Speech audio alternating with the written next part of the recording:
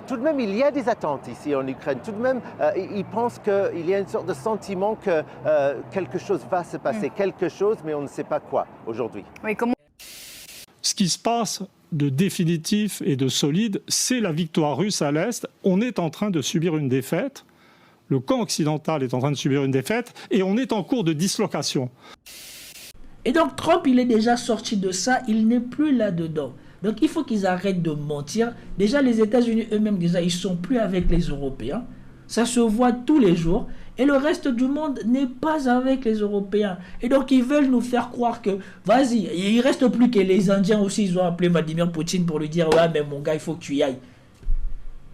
Personne n'a envie que la Russie se mêle devant l'Ukraine ou devant les États-Unis. Tout le monde a envie que la fin de ce truc-là concrétise le basculement du monde dans un nouvel ère. Bonjour mesdames et messieurs, bienvenue sur notre chaîne. Mais l'actualité d'aujourd'hui n'était pas tout à fait sur le fait que Trump soit là ou pas. Ça, c'était pour montrer comment Poutine a déjoué une fois de plus encore les bêtises des Occidentaux, particulièrement des Ukrainiens et des Européens. Moi, ma réalité, c'est que je voulais m'informer sur aujourd'hui. Et donc, pour ça, je sais que LCI, ils sont toujours en décalage.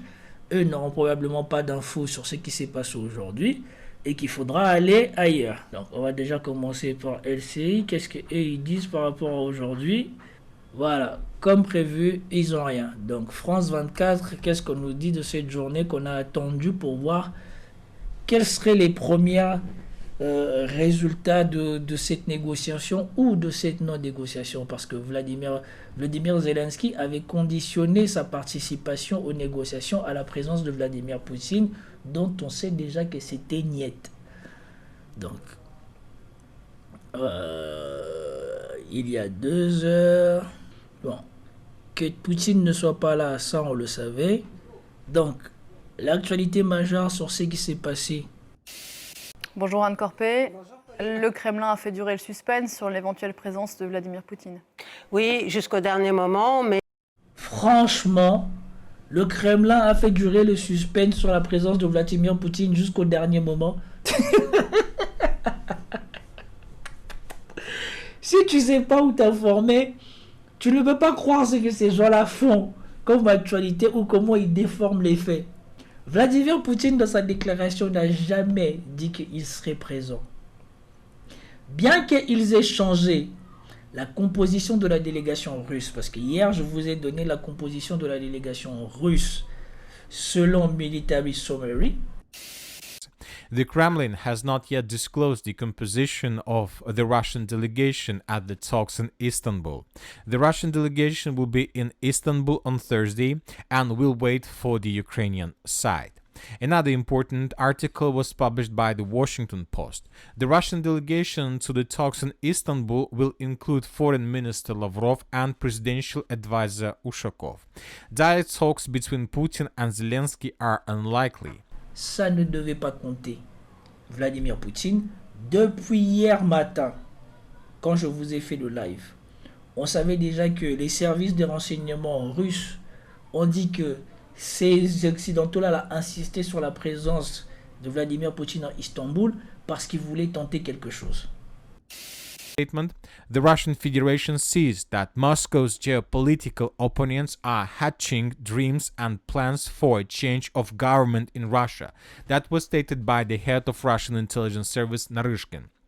And most likely, when he made this statement, first of all, he was talking about attempts of the Western countries to force the president of the Russian Federation to go to the territory of NATO, to the city of Istanbul himself. Où il voulait faire un changement de régime en Russie. Et malgré tout ça, ça ne changeait rien à la présence de Vladimir Poutine. Puisque les négociations, même avant ça, quand ça s'est passé, Vladimir Poutine n'a jamais été là. Et la délégation qui avait été déterminée hier devait être conduite par Sergei Lavrov et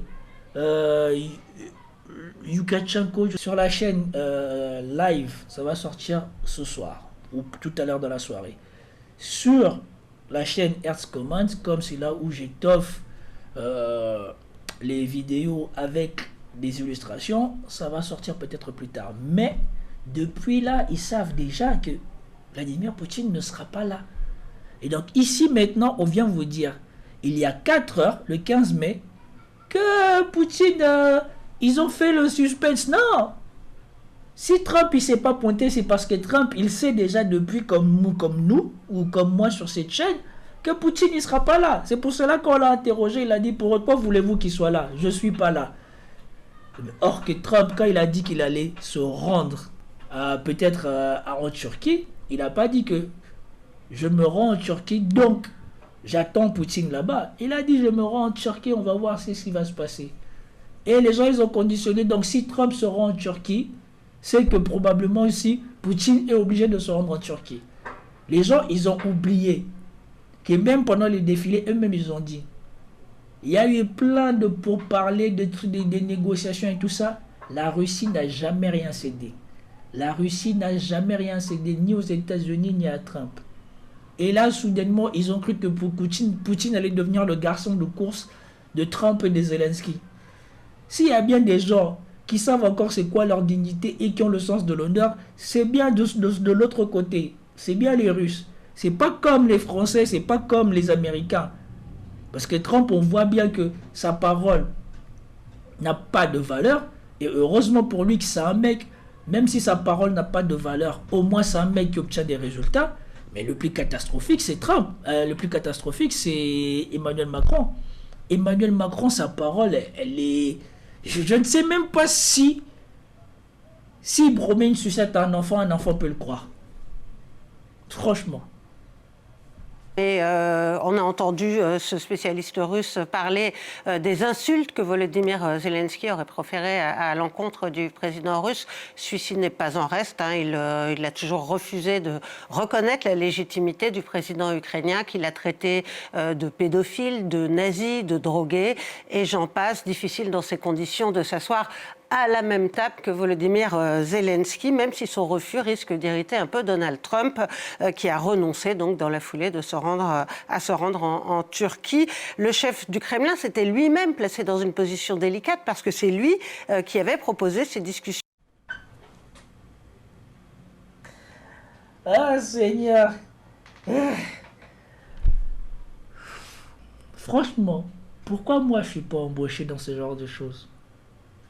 Si c'est pour venir dépeindre quelque chose qui n'a rien à voir avec la réalité comme ça là, pourquoi moi je suis pas payé pour faire ce genre de choses? Vladimir Poutine se serait posé dans une position délicate en rejetant la bêtise de Macron et de ses amis et en leur disant que l'Ukraine va retourner à Istanbul pour recommencer à négocier et non pas en partant d'une feuille blanche, parce que eux tous semblent ne pas en parler. Poutine, il a dit nous allons repartir à partir de l'accord que nous avons déjà signé en avril 2024, plus vous allez prendre en considération tout ce qu'on vous a appris sur le terrain. C'est sur cette base-là que doivent commencer les négociations. Et pourtant, eux là, ils sont en train de nous raconter des trucs sans importance. Directe après que les Européens avaient lancé une sorte d'ultimatum en disant acceptez une trêve de 30 jours, sinon on lancera de nouvelles sanctions contre la Russie. Mais quand il a proposé ces négociations, Vladimir Poutine s'était bien gardé de faire savoir qui y participerait. Volodymyr Zelensky avait saisi la balle au bond, déclaré que lui se rendrait en Turquie en espérant rencontrer le président russe. Vladimir Poutine ne vient donc pas. Il a pourtant été sous pression multiple, sous celle de Donald Trump, qui rêvait de s'afficher entre les deux chefs d'État belligérants. Ce serait un premier succès diplomatique après 3 mois de tentatives infructueuses pour parvenir même à un cessez-le-feu. Sous la pression aussi de ses alliés, notamment le président brésilien qui l'a appelé hier pour demander à Vladimir Poutine de se rendre en Turquie. Pékin a aussi dit qu'il souhaitait ce déplacement. Mais franchement, ces gens-là, d'où tirent-ils ces infos? D'où tirent-ils ces infos? Donc, tous ces gens-là qui se comportent dignement, qui ont vu le comportement de Vladimir Poutine, soudainement, eux tous là qui ont des agendas bien calibrés, vont dire à Poutine, écoute, Zelensky te tend la main, vas-y, fais son garçon de course, donne à Zelensky, donne aux Occidentaux, donne à Trump de quoi t'humilier devant tout le monde. Genre, il t'appelle et toi tu y vas. Comme si eux, ils vont cautionner ça. Je leur rappelle à eux tous là, aux gens qui font de la propagande anti-russe là. Le reste du monde n'est plus avec l'Occident. C'est déjà acté. Le reste du monde attend de savoir comment l'Occident va gérer cette défaite. Trump, lui, il a déjà accepté. Comme il a dit, c'est pas ma guerre. Moi, je suis là pour aider. C'est la guerre de Joe Biden. Moi, je suis là pour aider. Et donc, Trump, il s'en fout. Trump, il a compris que le délire de super gendarme du monde ou quoi que ce soit, tout ça, c'est fini. Ils n'ont plus les moyens de faire ça et ça leur coûtait beaucoup plus d'argent qu'autre chose, comme l'a montré ceux qui sont sortis avec Musk et l'USAID. Ça coûtait beaucoup plus d'argent aux États-Unis de faire le con autour du monde, là, comme Biden a voulu faire, que de se concentrer pour faire MAGA. Et donc Trump, il est déjà sorti de ça, il n'est plus là-dedans. Donc il faut qu'ils arrêtent de mentir. Déjà, les États-Unis eux-mêmes, déjà, ils ne sont plus avec les Européens. Ça se voit tous les jours. Et le reste du monde n'est pas avec les Européens. Et donc, ils veulent nous faire croire que, vas-y, il ne reste plus que les Indiens aussi, ils ont appelé Vladimir Poutine pour lui dire, ouais, mais mon gars, il faut que tu y ailles. Personne n'a envie que la Russie se mêle devant l'Ukraine ou devant les États-Unis. Tout le monde a envie que la fin de ce truc-là concrétise le basculement du monde dans une nouvelle ère. Nous, on est dans le système de pouvoir auquel nos dirigeants, appelons les choses par leur nom, notre oligarchie est soumise. Et donc nous, pour nous, c'est important, on croit que c'est important d'être bien avec les patrons. Mais à l'extérieur de la sphère de domination américaine, la vision qui existe, c'est très très clair d'ailleurs dans le dernier bouquin écrit par le ministre des Affaires étrangères indien, tout le monde à part nous a la vision des États-Unis comme en déclin. Et tous les autres, dans les années de guerre, à partir du moment où ils ont vu que la Russie tenait le coup, ce qui pour ce que les Russes appellent maintenant la majorité globale, a été une sorte de divine surprise. En fait, c'est le monde qui était économiquement exploité par les Occidentaux, et le reste du monde, en fait, attend la victoire de la Russie comme une libération. Il ne voit pas du tout les États-Unis comme dans une phase ascendante. En fait, ce qui se dessine, je crois qu'on a du mal, nous Occidentaux. Moi, je suis un Occidental, je suis fondamentalement peiné de cette situation. Mais c'est qu'on a énormément de mal à regarder le monde par les yeux des gens qu'on a dominés depuis la révolution industrielle. C'est-à-dire l'idée que, quels que soient les systèmes politiques, les systèmes sociaux, le statut des femmes, le degré des libertés, parce que l'Inde est une grande démocratie, la plus grande du monde, le Brésil aussi c'est une démocratie. On a pesé, on a exploité, pesé, dominé ces mondes, et que l'appel de la liberté, l'idée d'être débarrassé de nous, peut être quelque chose de très fort. La vérité, c'est que la globalisation, la deuxième après celle de vers 1900, la globalisation récente, celle qui a suivi la chute du mur de Berlin. Voilà, a été la mise en exploitation des populations actives du reste du monde, une mise en exploitation comme on n'en avait jamais vu. C'est-à-dire qu'on n'a jamais été à ce point. La mondialisation a été une néocolonisation. Mais c'était incroyablement puissant. C'est-à-dire qu'on a délocalisé notre classe ouvrière là-bas, ils travaillent pour nous, les Chinois nous nourrissent, les enfants bangladeshis. On ne se voit, nous ne nous voyons pas tels que nous sommes. C'est assez curieux, en fait, comme situation. Elon Musk, il y a un truc qu'on ne voit pas dans Elon Musk. C'est un type étonnant, il est très riche, c'est l'homme le plus riche du monde, et alors il est sans filtre. Donc il dit des choses qui nous paraissent aberrantes. Je veux dire, il intervient dans la politique allemande, donc il chie sur les Allemands en fait. Ensuite, il intervient dans la politique anglaise, il chie sur les Anglais. Je ne sais pas ce qui va nous tomber dessus à nous Français, mais lui, il le dit. Mais la vérité, c'est que quand vous lisez les géopoliticiens américains, c'est ce que les Américains pensent de nous. C'est-à-dire, lui parle aux Européens comme les Américains pensent. C'est-à-dire, les Américains nous méprisent pour notre servilité. Et juste, Moss, c'est le mec qui il le dit. Alors on est choqué. comme quand les Européens, ils ont fanfaronné quand le mur de Berlin est tombé, et ben, le reste du monde aussi va fanfaronner quand l'Occident va reconnaître sa défaite en Ukraine. Emmanuel Todd l'a déjà théorisé, c'est déjà le cas concrètement dans les faits, mais on continue à vouloir faire croire qu'on peut faire quelque chose. Non, de toute manière, là, on est en train d'approcher le bout du bout. L'Ukraine n'aura plus de soldats bientôt. Ce qui se passe de définitif et de solide, c'est la victoire russe à l'Est. On est en train de subir une défaite. Le camp occidental est en train de subir une défaite et on est en cours de dislocation. On sait déjà que l'Ukraine n'a plus d'argent. Concrètement, à la minute où les Européens vont arrêter de faire des chèques garantis par l'argent qu'ils ont confisqué des Russes, l'Ukraine va tomber comme une crêpe.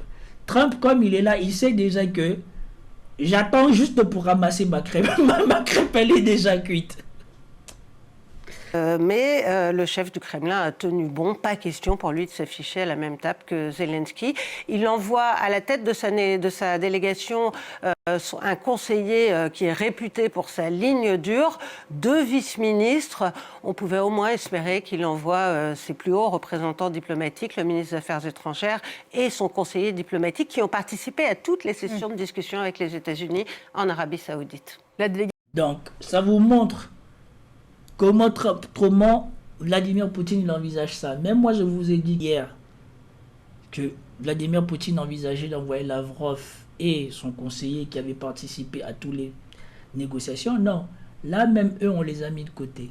On a décidé d'envoyer le dur de dur, le dur de dur, pour montrer à Zelensky que, mon gars, c'est qu'on te monte à la tête là, mon gars, ça va pas être ça. Ça va être ce que tu vois sur le terrain là, c'est ça que tu vas récolter. Tu as voulu faire le malin en refusant de signer ou de ratifier l'accord qu'on avait fait en 2022. Et bien là, tu vas ratifier un encore pire en 2024, en 2025, ou sinon, on va prendre ce qu'on doit prendre. Délégation russe qui est arrivée à Istanbul. On vous retrouve à Kiev, Gulliver Krag. Anne, vous restez avec nous. Bonjour Gulliver. Volodymyr Zelensky sera à la mi-journée à Ankara. Il doit rencontrer le président turc. En revanche, il n'est pas à Istanbul a priori. A priori non, puisqu'il a dit très clairement qu'il était prêt à rencontrer Vladimir Poutine, mais qu'il ne rencontrerait pas une délégation russe à un niveau plus bas. Et puis finalement, comme on vient d'entendre, la délégation russe est même encore plus basse en termes de niveau que ce qu'on pouvait peut-être... Poutine, il est mauvais mon gars. Il rappelle à Zelensky vraiment que non, mon gars, t'es pas mon égal. Même si les Occidentaux te montent la tête, mon gars, t'es pas mon égal et tu le seras jamais. Il a envoyé encore pire. Et c'est un gosse. Peut-être espérer, il n'y aura pas le ministre des Affaires étrangères, Sergei Lavrov. Le ministre des Affaires étrangères ukrainien, Andriy Sybiga, est en Turquie. Lui aussi, il est à Antalya pour la réunion informelle des ministres de l'OTAN, des Affaires étrangères. Donc il a rencontré Marco Rubio, le secrétaire d'État américain. Il a rencontré aussi ses homologues britanniques, français, allemands. Mais a priori, je pense que lui aussi il restera à Antalya parce que les Ukrainiens, et c'est ce que j'ai entendu chez des gens ici sur la place à qui j'ai pu parler ce matin, pensent qu'il faut tout de même respecter le protocole diplomatique et ne pas accepter de rencontrer une délégation russe qui serait à un niveau plus bas. Alors on ne sait pas qui est-ce que les Ukrainiens enverront à Istanbul pour rencontrer cette délégation russe. En tout cas, j'ai été plutôt surpris en parlant ce matin à des gens ici sur la place à Kiev. Tout de même, il y a des attentes ici en Ukraine. Tout de même, ils pensent qu'il y a une sorte de sentiment que quelque chose va se passer, quelque chose, mais on ne sait pas quoi aujourd'hui. Oui, comment... L'attente, c'est qu'ils en ont marre. Ils en ont marre de cette guerre. Ils veulent que ça s'arrête. Ils sont pas avec les Européens et toute leur folie qu'ils racontent. Eux, ils vivent la réalité. Ils voient bien qu'ils sont de moins en moins capables d'être protégés. Kiev peut être touché à tout moment. Donc, il y a plus aucun endroit en Ukraine qui est encore protégé. Et donc, eux, ils veulent la paix. Contrairement à ce que Zelensky et ses amis et les Européens leur gonflent la tête, eux, ils voient concrètement que ça va de pire en pire. Donc, on va voir. Ça, c'était le piège de Vladimir Poutine pour Zelensky. On lui a tendu la main. Si personne ne se présente là-bas pour parler avec les Russes et que les Russes y rentrent chez eux, c'est tant pis. Après, on va régler ça avec les armes. Et Trump, il dira, ah, moi, je vous avais dit d'envoyer quelqu'un, vous avez envoyé personne. Parce que Trump, il n'a pas dit à Zelensky d'y aller lui-même. Il a dit que il faut que l'Ukraine aille pour parler aux négociations avec la Russie. Donc, que Zelensky, que son ministre des Affaires étrangères, veulent faire une réciprocité ou alors un parallélisme de niveau au niveau de la délégation, c'est acceptable. Mais qu'ils envoient personne et qu'ils fassent capoter les négociations, ça va être l'excuse pour les Américains pour dire, ah, les autres ils sont venus pour t'écouter, pour échanger avec toi, t'as pas voulu. Ah, donc ça veut dire que nous non plus, nous ne pouvons pas faire grand-chose pour toi. Maintenant, tu vas te débrouiller avec eux. Et là, ça risque de pas être du tout la même chose. Et donc, je ne sais pas qu'est-ce qu'on va rajouter de plus. Parce que j'ai envie de voir c'est toujours Gulliver Craig qui parle ici. Mais ils n'auront pas grand-chose de nouveau à apprendre. Moi, ce que j'ai envie d'écouter, c'est la réaction de Zelensky. Parce qu'ils ont dit que Zelensky, il a réagi. Moi, j'ai envie de savoir qu'est-ce que Zelensky a dit. Le président ukrainien Volodymyr Zelensky est arrivé en Turquie pour des pourparlers avec le président turc Recep Tayyip Erdogan. Il y a eu des signes en faveur de négociations directes. L'Ukraine les a confirmés aujourd'hui, ici à Ankara. Notre délégation est de très haut niveau, incluant des représentants du ministère des Affaires étrangères, de mon bureau, de l'armée et du renseignement, pour prendre des décisions qui pourraient mener à une paix juste, a déclaré Zelensky, rapporte BuzzPlus. En ce qui concerne la nature du haut niveau de la réunion, nous allons commencer les discussions avec le président Erdogan et la délégation complète de la Turquie. Nous sommes en contact avec la partie américaine et je crois qu'elle sera également représentée à un haut niveau en Turquie, a ajouté le président ukrainien. Le niveau de la délégation russe reste officiellement inconnu pour moi, mais d'après ce que nous voyons, il semble plus décoratif que substantiel. Nous déciderons de nos prochaines étapes après les pourparlers avec le président Erdogan.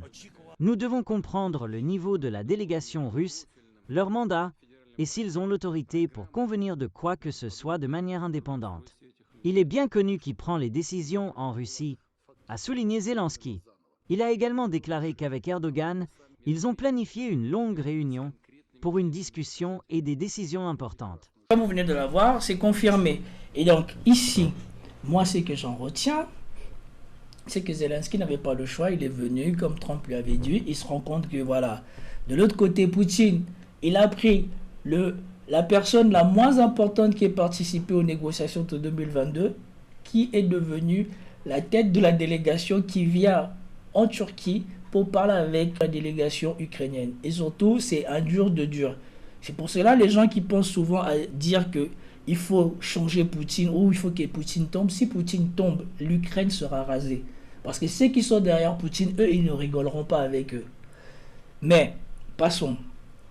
Le fait que ce monsieur-là soit à la tête de la délégation, ouais, ça montre bien la position des Russes. Les Russes, ils savent que c'est eux les plus forts. Et donc, ils ne viennent pas pour soi-disant donner des choses aux Ukrainiens. Ils viennent pour que les Ukrainiens disent qu'est-ce qu'ils peuvent concéder pour que ça s'arrête. C'est ça qu'on doit prendre de cette consultation ou de cette réunion de négociation. Les Russes ne viennent pas négocier qu'est-ce qu'eux ils vont donner, comme les Européens ont gonflé la tête des Ukrainiens de croire qu'ils peuvent exiger quoi que ce soit. Les Russes, ils viennent attendre qu'est-ce qu'on va leur donner pour que ça s'arrête. Et tant que Vladimir Zelensky n'aura pas compris ça, eh ben, Vladimir Poutine, maintenant qu'il sait que la stratégie qu'ils ont décidé d'appliquer depuis la contre-offensive, ce qui est la stratégie de l'érosion de l'armée ukrainienne, est en train de se vérifier tous les jours. Et donc, ils n'ont plus aucune raison de vouloir que ça s'arrête. D'autant plus que, comme l'a dit Jacques Beau, à chaque fois qu'ils ont fait la bêtise d'accorder du répit aux Ukrainiens, c'est devenu les Ukrainiens les ont chassés.